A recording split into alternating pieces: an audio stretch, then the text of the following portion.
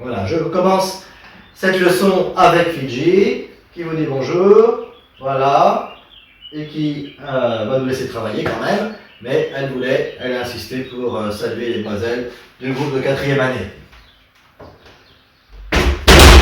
Voilà, alors nous allons maintenant travailler pour notre leçon de la semaine. On a appris le rythme la semaine dernière. Merci pour tous ceux, toutes celles qui m'ont envoyé des petits messages, soit pour me dire que tout était bon, soit pour me dire que c'était un peu bas au niveau du son, il fallait que je parle plus fort. Alors je vais essayer de parler plus fort pour cette leçon qui, dans notre cahier, donc, est à la page 48 et suivante. On va nous parler de la 3e vertu théologale.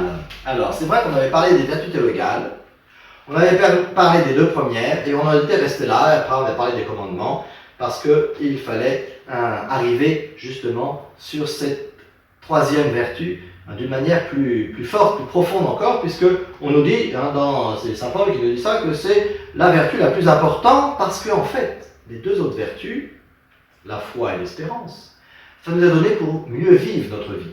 C'est un peu comme des béquilles qui nous sont données pour mieux se tenir, faire le bien et avancer droit. La charité, elle nous est aussi donnée pour ça, mais elle nous est donnée un peu comme une anticipation. C'est un avant-goût du ciel. C'est ce qu'on connaîtra pleinement dans le ciel. La joie profonde qu'on aura dans le ciel, elle vient de la charité. Alors que les béquilles, on n'aura plus besoin quand on sera dans le ciel. La foi et l'espérance, c'est juste pour nous aider à aller vers Dieu, vers son royaume, mais on n'aura plus besoin après. Voilà. Alors, je rappelle d'abord, très rapidement, une vertu. La vertu, c'est une qualité qui est en même temps, le mot vertu, virtus, la force. Alors, une qualité qui est un plus dans notre vie, une force, un dépassement de nous. Voilà, une qualité qui va nous permettre d'être au-delà de nous-mêmes, d'être mieux que nous-mêmes, et finalement d'être vraiment nous-mêmes. Et théologal, théos, Dieu, théologal, la vertu qui vient de Dieu. C'est pas quelque chose que je vais simplement pouvoir travailler en allant chercher dans mes ressources, mais c'est quelque chose que j'ai besoin de recevoir de Dieu. La vertu théologale, la foi, l'espérance et la charité, il y en a 3, eh bien c'est à demander à Dieu. C'est pour ça, on l'avait déjà dit, on va le redire, qu'à l'arrière de votre cahier, vous avez ce qu'on appelle les actes, c'est-à-dire les prières par lesquelles on demande à Dieu de faire grandir en nous l'acte de foi, la foi, l'acte d'espérance, l'espérance, l'acte de charité, faire grandir en nous la charité. Voilà donc ces prières, on peut les utiliser, il faut les utiliser régulièrement pour justement bien comprendre que ce n'est pas simplement nous, avec ce qu'on est, avec ce qu'on imagine ou ce qu'on voudrait, qui pouvons croire en Dieu, qui pouvons vivre vraiment le bien pour les autres.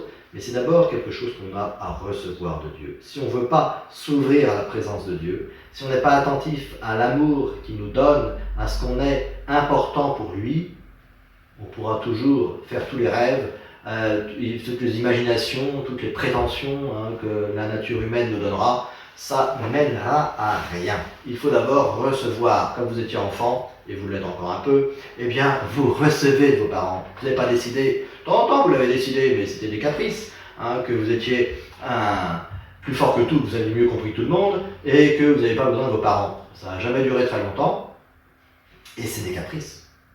Alors un enfant de Dieu, eh bien, ça ne vit pas de caprices. Voilà. Il faut qu'on ait cette volonté, il faut qu'on ait cette humilité aussi, cette simplicité de reconnaître qu'on est aimé de Dieu, qu'on a besoin de recevoir cet amour. Et après, on va pouvoir s'appuyer sur cet amour pour nous-mêmes, à la suite, grandir et faire grandir. Alors, la vertu théologale, c'est cela, c'est le don de Dieu. Alors, ça va dépendre de nous, parce qu'il faut le recevoir. Encore, Dieu ne nous impose pas, il ne force pas la porte, mais il faut l'ouvrir, cette porte. Si on ne l'ouvre pas, on pourra toujours se plaindre, on pourra toujours revendiquer, eh bien, on sera à côté de la plaque, Voilà. Ne passons pas notre vie d'adulte qui s'approche pour vous, qui grandit pour vous, en faisant des caprices. Ça, c'est bien quand ils étaient petits. Mais voilà, maintenant, il faut comprendre que c'est pas... Il y a des gens qui passent leur vie, ils sont toujours dans cette attitude de caprice par rapport à Dieu. Ben non. C'est pas raisonnable. Alors, la vertu théologale, la foi, l'espérance, on en a parlé. Aujourd'hui, on parle de la charité. Alors, qu'est-ce que c'est que la charité? Il faut bien comprendre, parce que le mot charité, des fois, est un petit peu mal utilisé. En fait, Ou là, c'est une expression qu'on trouve un peu ancienne. On dit faire la charité. Faire la charité, c'est avoir pitié de quelqu'un et puis lui donner quelque chose. Voilà, en gros, c'est ça, faire la charité. Alors, c'est le geste qu'on fait pour l'autre, c'est pas d'abord parce qu'on a pitié, mais ça peut être de la charité. Mais la charité, c'est bien plus profond que ça. La charité, c'est une force d'amour, une force de dépassement de nous pour le bien de l'autre. Pas simplement pour se faire du bien, pas simplement pour qu'on donne l'impression qu'on soigne notre image pour être supérieur aux autres. Non, parce que je veux le bien de l'autre, pour lui-même. Même si l'autre ne le mérite pas, ou au moins que je crois qu'il ne le mérite pas, même si l'autre ne me rendra rien en retour parce qu'il n'a rien à me donner, ou parce qu'il n'a pas envie de me donner, ou parce qu'il ne sera même pas conscient de ce que j'ai fait pour lui, tout ça, ça peut arriver. Mais ce n'est pas une raison de ne pas donner, pas être attentif, pas vouloir le bien pour l'autre. La vraie charité, c'est ça. C'est de vouloir le bien pour l'autre, quelles que soient les circonstances, et surtout s'il n'y a rien de prévisible en retour pour moi. Parce qu'il faut bien réfléchir.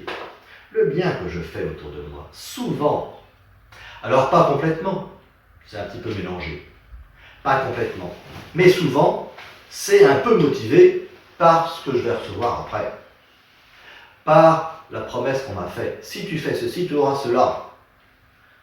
Ou alors l'espérance que j'ai, ou le bien, le remerciement qu'on me fera, ou le bien qu'on dira de moi, et je serai fier.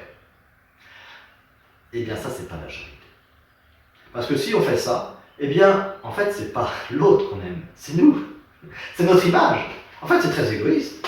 On voudrait, simplement pour nous. Et ce qu'on accepte de faire pour l'autre, c'est juste parce que on pense récupérer pour nous. Ben non. Des fois, on peut récupérer pour nous un vrai acte de charité fait pour l'autre. Il peut y avoir des retours. Peut-être, peut-être pas. C'est pas important. C'est pas premier. C'est pas premier. Voilà. Donc l'acte de charité, c'est vouloir le bien pour l'autre et le faire. Au moins essayer. Le pauvre n'y arrive pas, mais au moins on essaye. Le vrai acte de charité qui est complètement désintéressé, complètement gratuit, ben souvent il est au-delà de nos forces. C'est pour ça qu'on demande à Jésus de nous aider. C'est pour ça qu'on lui demande de nous faire être charitable, voilà, pour les autres. Parce que lui, il sait faire. Lui, c'est l'exemple. Jésus sur la croix, c'est l'acte de charité le plus parfait. Il donne, et pas simplement quelque chose, il se donne. Il donne sa vie. Il donne pour nous, et nous, on ne la mérite pas. Il la donne pour ceux qui sont là en train de le faire mourir. Et on en fait partie, puisqu'il donne à cause du péché des hommes, et que nous, nous sommes des pécheurs, on fait du mal. Donc il donne aussi pour nous. Et on ne le mérite pas. Et il le sait très bien, mieux que nous encore. Et il le donne quand même. Et il le donne quand même. Et il le donne aussi pour ceux qui se moquent de lui. Il le donne aussi pour ceux qui vont cracher sur lui. Physiquement cracher, mais aussi intellectuellement ou spirituellement. Tous ceux qui vont se moquer de lui, ceux qui vont dire qu'ils n'ont pas besoin de lui, tous ceux qui vont même jusqu'à dire qu'il n'existe pas, qu'il n'est pas Dieu. Eh bien, il le fait encore pour eux. Encore. Il le sait, ça. Il le sait que ça viendra. Il le sait, dans nos vies, dans les vies de certains. Mais il le fait quand même. Parce que c'est un acte de charité.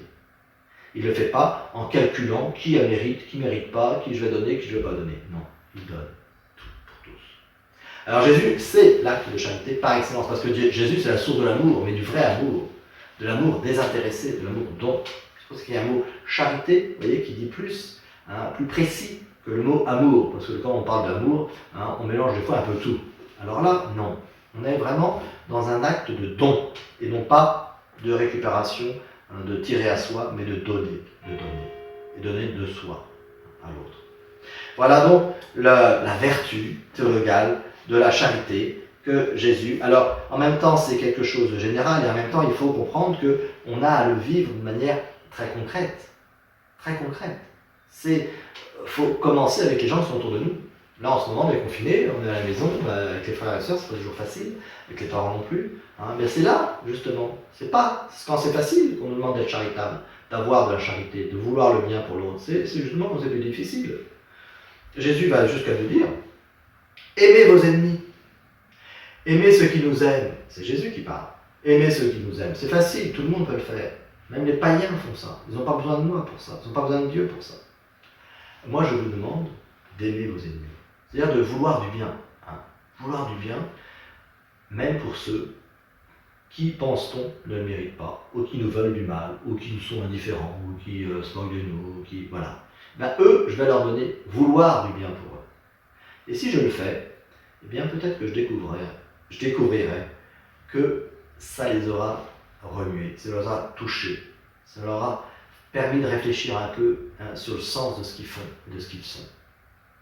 Voilà donc Jésus qui nous demande comme un exemple, et qui nous, non seulement qui nous le demande, mais qui nous montre l'exemple, et qui nous accompagne, qui nous donne, en nous demandant, vous voyez, il ne dit pas fais ça puis débrouille-toi, non, il nous dit de le faire et il nous donne les moyens de le faire. Si on prie, si on se nourrit, c'est-à-dire si on communie, si on se confesse, si on vit proche de Jésus, eh bien, ça devient possible.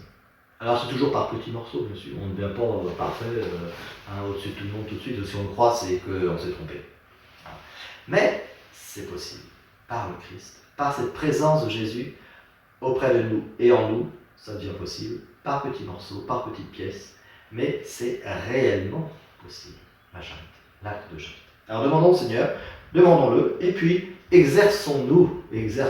On n'est jamais arrivé, on n'est jamais parfait, mais si on essaye petit à petit. Et puis alors, ce qu'il faut savoir aussi, c'est que les vrais actes de charité, vraiment le bien qu'on fait pour l'autre, sans attendre rien en retour, ça, c'est jamais perdu. Ça fait toujours du bien. Des fois, on ne verra pas le résultat. Des fois, on aura même l'impression que le résultat est mauvais. Mais c'est faux. C'est qu'une impression. Le bien qu'on a voulu, Dieu peut s'en servir pour des biens bien plus importants, au-delà de ce que nous, on peut percevoir, on peut voir, on peut croire. Il faut faire confiance au Seigneur. Tout le bien qu'on fait, vraiment désintéressé, c'est utilisé pour le bien. Et d'autres, des fois, ils n'ont rien dit, ils ont été étonnés de notre attitude, et puis ça fait son chemin, et puis plus tard, ils s'en souviennent. Ils ne se souviennent plus de nous, mais ils se souviennent de ce qu'on a fait. Et ça, c'est le plus important. Voilà. Donc, faire confiance aussi à cette vie de la grâce. La vie de Dieu. C'est la deuxième partie de notre leçon, la vie de la grâce. C'est la vie de Dieu en nous. C'est pas simplement, notre vie, elle ne s'arrête pas simplement à nos besoins matériels, à nos besoins sociaux. En ce moment, on parle de ça, parce que c'est les liens qu'on a les uns avec les autres. Notre vie, elle ne s'arrête pas simplement à nos besoins psychologiques. Elle s'ouvre à la présence de Dieu en nous qui rend les choses possibles. Et ça, c'est ce qu'on appelle la vie de grâce, la vie de la grâce. La vie de la grâce, c'est la présence de Dieu en nous. Et ça, depuis notre baptême. Depuis notre baptême, on a été marqué du Père, du Fils et du Saint-Esprit, et le Saint-Esprit vient habiter en nous. Il est en nous. Et donc, Dieu fait grandir en nous le bien par sa présence. Alors, l'image qu'on nous rappelle pour cela, c'est une image que vous aviez l'année dernière, si vous vous souvenez, dans votre livret de première communion. Je n'ai pas loin parce que on vient de le distribuer aux 3e année. On parlait du pied de vigne et des sarments qui portent des fruits. Jésus dit, le vigneron c'est mon Père, moi je suis le pied de la vigne, et vous, vous êtes les sarments. Les sarments c'est les branches. Et les sarments, les branches, il y en a deux sortes. Il y en a qui portent des fruits, du raisin qui pousse, et celles-ci elles sont flexibles, et puis d'autres, il n'y a pas de raisin, elles sont sèches, elles cassent et elles brûlent. Alors quelle est la différence entre celles qui sont sèches, qui cassent et qui brûlent, et puis celles qui vont porter des fruits? La différence, c'est la sève. Il y en a qui reçoivent la sève du pied et d'autres qui ne la reçoivent plus. Si nous voulons que notre vie porte des fruits, si nous voulons que notre vie donne au-delà de nous, apporte des choses pour les autres au-delà de nous, il faut qu'il y ait la sève en nous. Le fruit, ce n'est pas simplement le raisin qui est au bout de la branche, c'est tout ce qui va être possible au-delà de nous. Et ça, eh bien, ça vient de la vie qui n'est pas simplement la nôtre, mais qui est celle de Dieu en nous. La sève qui vient de nous, c'est la sève, c'est le pied qui donne la sève, c'est-à-dire Jésus. Si la vie de Jésus passe en nous, alors elle est donnée au baptême. Au baptême, on l'a reçue. Mais le péché peut l'abîmer, peut empêcher de passer. Et là, la branche, elle devient sèche. C'est ça, la question, l'image que Jésus nous fait comprendre pour découvrir cette présence, cette vie de lui en nous. Tout ce qu'il nous demande, ce n'est pas des choses au-delà de nos forces. C'est des choses qui correspondent à ce qu'il rend possible en nous. Voilà l'image de la vie de la grâce. Alors la vie de la grâce, on la reçoit au début, ça s'appelle la grâce sanctifiante, c'est notre baptême. Et puis après, par la vie chrétienne, par le bien que l'on fait, cette vie, cette grâce, cette sève continue à passer et on porte défaut. Ou alors, si on choisit de ne pas laisser passer cette vie en nous, on en est totalement capable, libre. C'est le péché qui empêche, alors pas forcément des choses graves, mais c'est une coupure. Même des fautes qui ne sont pas des fautes que les hommes voient comme quelque chose de grave, mais on s'éloigne de Dieu, on coupe avec lui, on se passe de lui.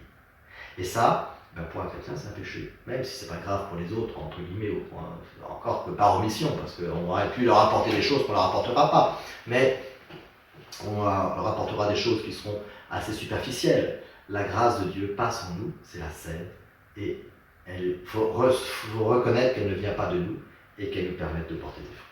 Voilà donc pour cette leçon, la 10e de notre cahier. Je vous laisse réfléchir et méditer et prier avec tout cela. Un petit temps de prière après la leçon, mais aussi tous les jours. Je vous rappelle, alors on ne sait pas comment ça va se passer pour la profession de foi, parce qu'il y a beaucoup d'inconnus.